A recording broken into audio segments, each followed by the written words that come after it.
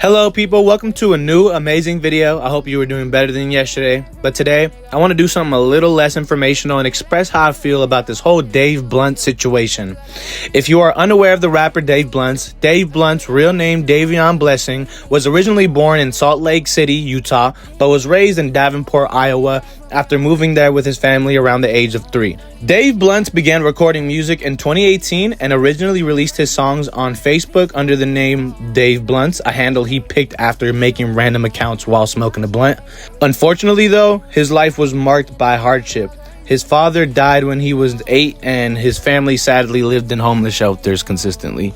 That being said, Dave gained traction in 2024 by posting some songs on TikTok. His breakout single, The Cup, went viral, even earning himself a share from Lil Yachty. Pretty soon, he would sign with Listen to the Kids and release his debut album, Well Dude, Here's the Thing, in June 2024, followed by If I Could, I Would. Another obvious but important thing, and this is what by important I mean really important. This is going to be a very focal point of the video. I should mention that Dave has struggled with severe obesity and heart failure. He even requires oxygen support sometimes. A pretty good example of how this was really affecting Dave is when in November 2024 at Juice WRLD Day, he performed seated on stage with an oxygen tank.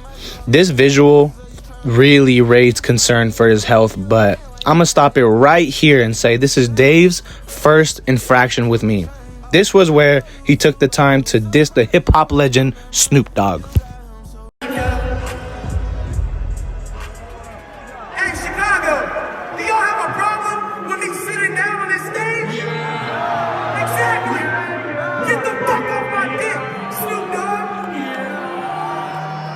Now look, I gotta be 100% truthful and state that he was actually responding to Snoop Dogg. Snoop Dogg did come at him first, specifically a post on Instagram where Snoop Dogg was clowning Dave Blunt about his weight and how he was seated during his live performance.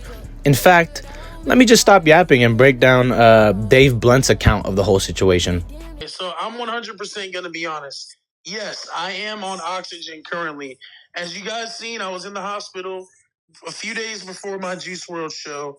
And they said, you're going to need to be on oxygen and you're going to have to stay in the hospital. And I said, fuck no, there's no way I'm missing this. Is there any way that I can do the show? And they said, well, if you take oxygen with you, we can okay you to leave the hospital. Okay. And I'm like, all right, fuck it. Like, bro, I'm not going to stop nothing from achieving my dreams and achieving my goals. You know what I'm saying?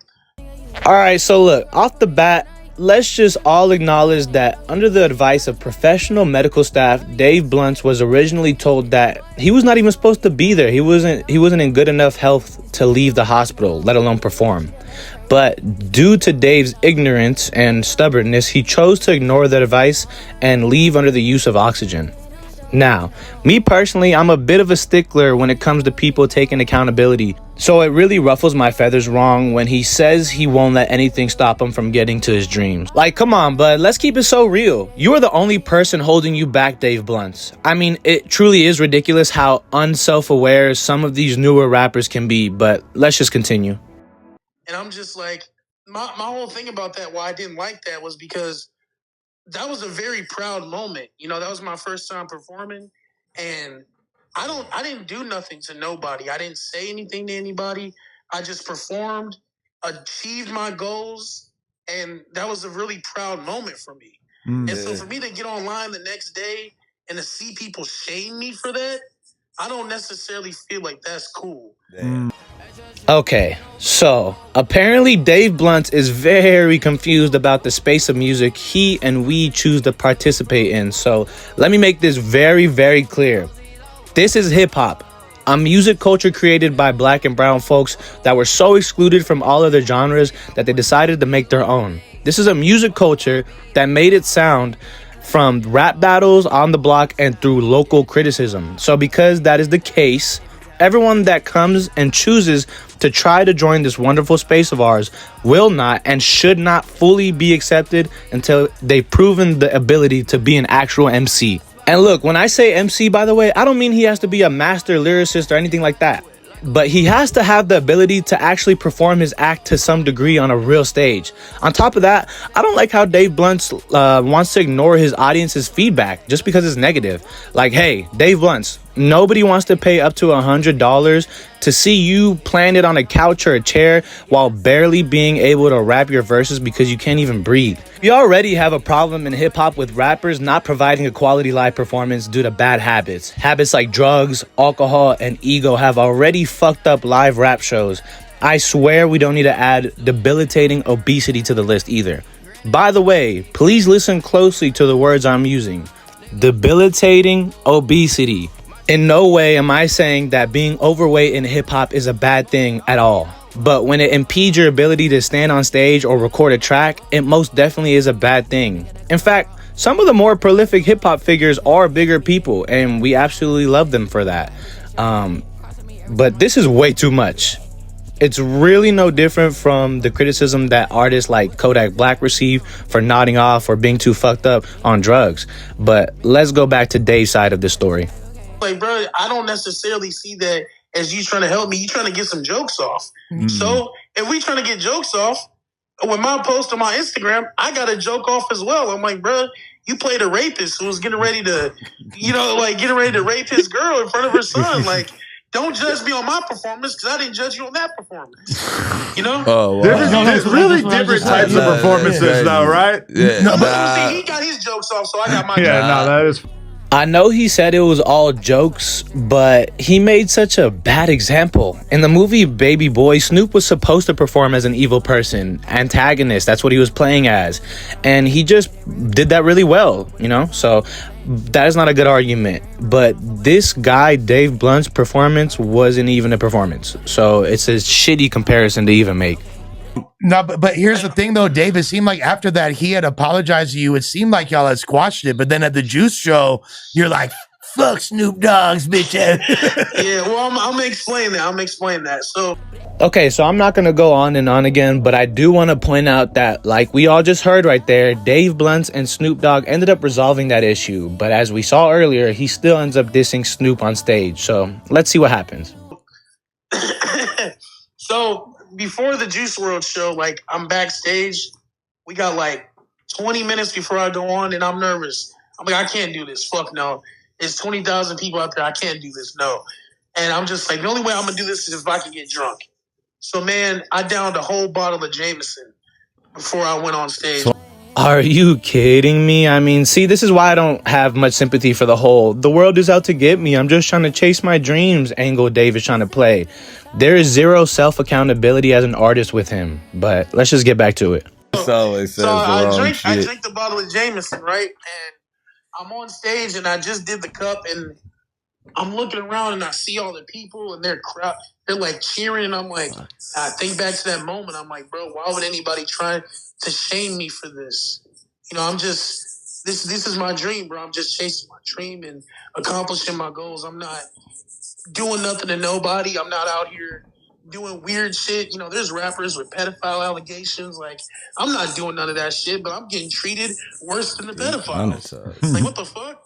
Oh, shut up, bro. How the fuck are you gonna say I don't bother nobody, but after you and Snoop made amends, you hop on stage and say fuck you to him? That doesn't make any sense. A major point I want to get across is that the mostly undeserved disrespect towards older hip-hop acts is what is partially slowly fucking up hip-hop. As for Dave Blunt, this kind of brings me to one of my biggest issues with him. And before I fully explain it, it would be a lot easier to show you my point. Okay, Dave, one last thing is that we have a friend named Yuri, and he is verbally abusive towards his girlfriend, and we were just wondering if you could kind of like ask him to chill out a little bit. Because he's a huge fan. Listen, man, I see nothing wrong with verbal abuse as long as it's not physical. I mean, excuse me? Did you guys just hear that? You guys heard what I heard? So now it's cool to be verbally abusive? That's what we doing now? Dave Blunt, you big bastard. It's no wonder that the girl you was with on Juice WRLD Day admitted to using you for clout. You don't know how to treat a lady, so you got none, brother. My biggest issue with Dave Blunt is that he's not a good person. Throughout his discography, you'll find tons of racially insensitive and homophobic remarks. I'm gonna give you guys a fair warning in case you are sensitive to homophobic or racist remarks. If you wish not to hear that kind of stuff, just skip to this point in the video so that way you can avoid it. That being said, let's take a listen to these heinous lyrics. She tell me she got a new nigga, his name is Julian. Give a fuck about her new nigga. I'm just tryna get my check bigger. Niggas hate on me cause I'm a fat nigga. I don't give a fuck cause I'm a bitch getter. Got a white bitch, she a wrist slitter. Got Jewish money, nigga, fuck him. Don't let niggas talking shit in the comments, but they broke and unemployed. And can't talking shit, but I heard he like lady boys. And can't fuck with transgenders. He might be a gay nigga. He might be the type to find out she's a man and stay with her. When they hear this song, they gonna say I'm homophobic. But can't fuck with lady boys, I just think he should own it. I was in the field just like a nigger, Kunta Kinte. Knew she was a slut, I didn't listen to her friends say. I just want the top, why is you taking all your clothes off? Bitches shaking ass, I fuck around and turn to Chris Ross. I just fucked the dyke and afterwards I said no homo. Yo, bitch.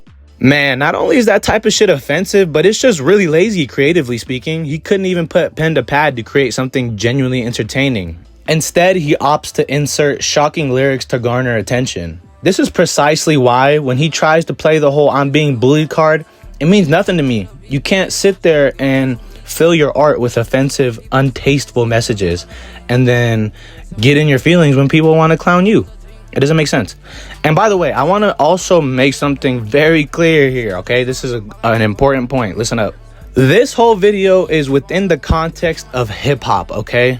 I would never make fun of obese or disabled people or criticize them for any reason outside of hip-hop. You know, I have no inherent problem with obese people. It's really the side effects of that trickles down into hip-hop. Like I said, it's similar to drugs.